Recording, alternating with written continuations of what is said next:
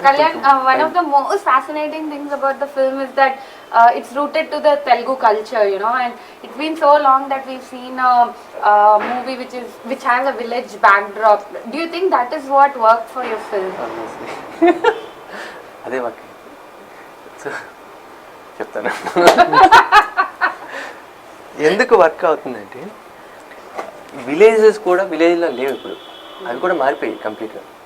So వీళ్ళంతా village అంటే ఇలా ఉండాలి. యాక్చువల్లీ ఇప్పుడు విలేజ్ కూడా ఫ్యాంటసీ లాగా ఉంది, అలాంటి విలేజెస్ లేవు చాలా చోట్ల.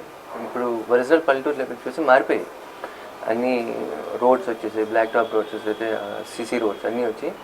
విలేజ్లో మనం ఎప్పుడో నేను చిన్నప్పుడు చూసిన విలేజ్ అంటే ఇప్పుడు లేవు. అలాగే చాలామంది విలేజ్ అంటే ఇలా ఉండాలి అని ఊహించుకునే విలేజ్ లేవు.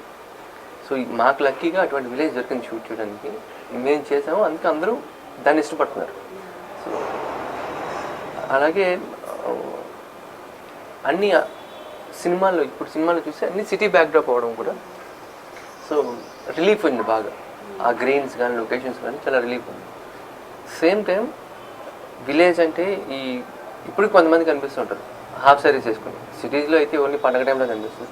విలేజెస్లో విలేజ్ అంటే అదొక సింబల్, పంచులు హాఫ్ సారీస్ పర్కనీలు ఓనీలు అనేది సింబల్, అవి కూడా సినిమాలో చూపించారు. సో ఇలాగ కొన్ని పూర్తిగా మర్చిపోయినవి, కొన్ని హాఫ్ మర్చిపోతున్నవి, ఇవన్నీ సినిమాలో ఉన్నాయి, అన్నీ యాడ్ అయ్యాయి సినిమా.